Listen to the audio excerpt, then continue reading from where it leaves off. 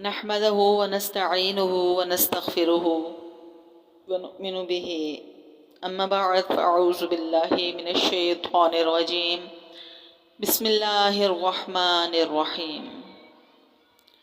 الحمدللہ جمعۃ المبارک ہے، اور جمعۃ المبارک میں جیسا کہ آپ جانتے ہیں کہ ہمارے سیرت صحابیات کے موضوع پر کلام کیا جاتا ہے۔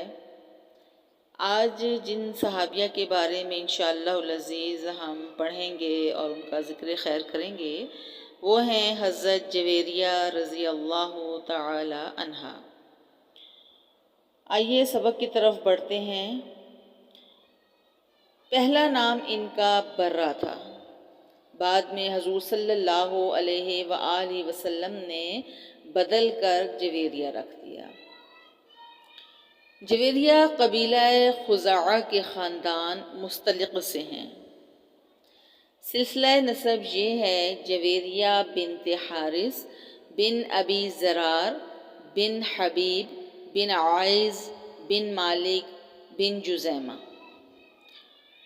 حارث بن ابی زرار حضرت جویریہ رضی اللہ تعالی عنہ کے والد خاندان بنو مستلق کے سردار تھے۔ حضرت جویریہ رضی اللہ تعالی عنہ کا پہلا نکاح اپنے ہی قبیلے میں مصافع بن صفوان سے ہوا تھا۔ حضرت جویریہ کا باپ اور شوہر مصافع دونوں دشمن اسلام تھے، چنانچہ حارث نے قریش کے اشارے سے یا خود مدینہ پر حملہ کی تیاریاں شروع کر دی۔ حضور صلی اللہ علیہ وآلہ وسلم کو خبر ملی تو مزید تحقیقات کے لیے بریدہ بن حسیب اسلمی رضی اللہ تعالی عنہ کو روانہ کیا۔ انہوں نے واپس آ کر خبر کی تصدیق کی۔ آپ نے صحابہ کو تیاری کا حکم دیا۔ 2 شعبان سن 5 ہجری کو فوجیں مدینے سے روانہ ہوئیں اور مریسع میں جو مدینہ منورہ سے 9 منزل پر واقع ہے پہنچ کر قیام کیا، لیکن حارث کو یہ خبریں پہلے سے پہنچ چکی تھیں، اس لیے اس کی جمعیت منتشر ہو گئی اور وہ خود بھی کسی طرف نکل گیا۔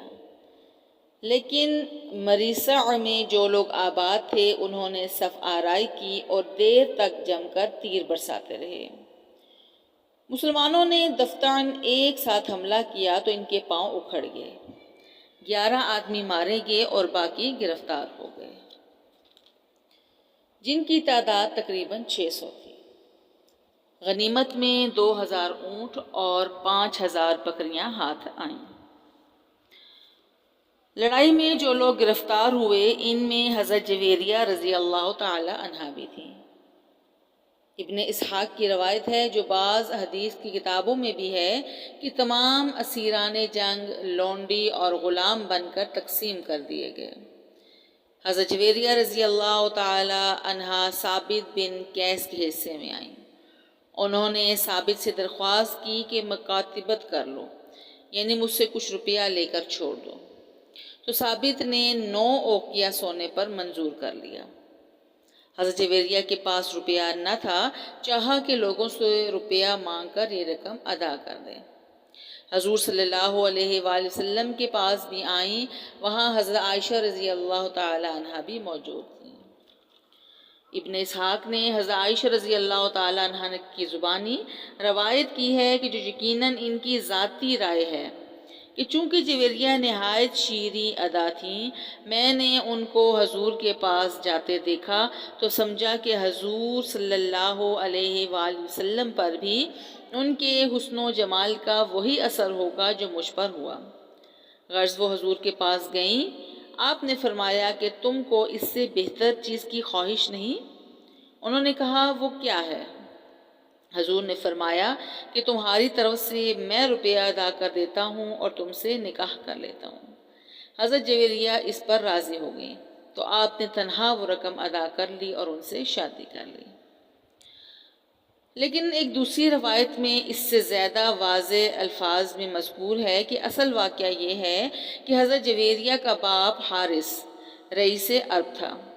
حضرت جویریہ جب گرفتار ہوئیں تو حارث حضور کی خدمت میں حاضر ہوا اور کہا کہ میری بیٹی کنیز نہیں بن سکتی، میری شان اس سے بالا تر ہے، میں اپنے قبیلے کا سردار اور رئیس عرب ہوں، آپ اس کو آزاد کر دیں۔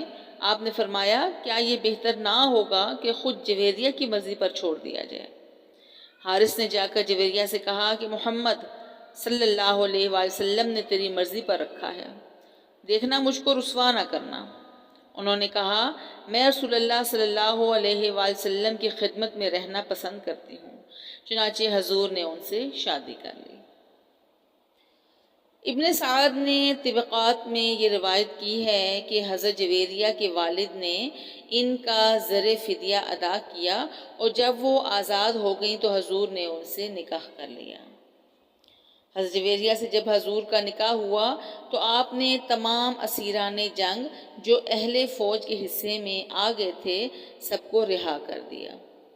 فوج نے کہا جس خاندان میں رسول اللہ نے شادی کی وہ غلام نہیں ہو سکتا۔ حضرت عائشہ رضی اللہ تعالی عنہا کہتی ہیں کہ میں نے کسی عورت کو جویریہ سے بڑھ کر اپنی قوم کے حق میں مبارک نہیں دیکھا۔ ان کے سبب سے بنو مستلق کے سینکڑوں خاندان آزاد کر دیے گئے۔ حضرت جویریہ نے ربیع الاول 50 ہجری میں وفات پائی۔ اس وقت ان کا سن 65 برس کا تھا۔ مروان نے نماز جنازہ پڑھائی اور جنت البقیع میں دفن ہوئی۔ حضرت جویریہ خوبصورت اور موزوں اندام تھی۔ ان سے چند حدیثیں روایت کی گئی ہیں جو چند بزرگوں نے سنی ہیں۔ عبادت اور اخلاق میں حضرت جویریہ رضی اللہ تعالی عنہا نے زہدانہ زندگی بسر کی۔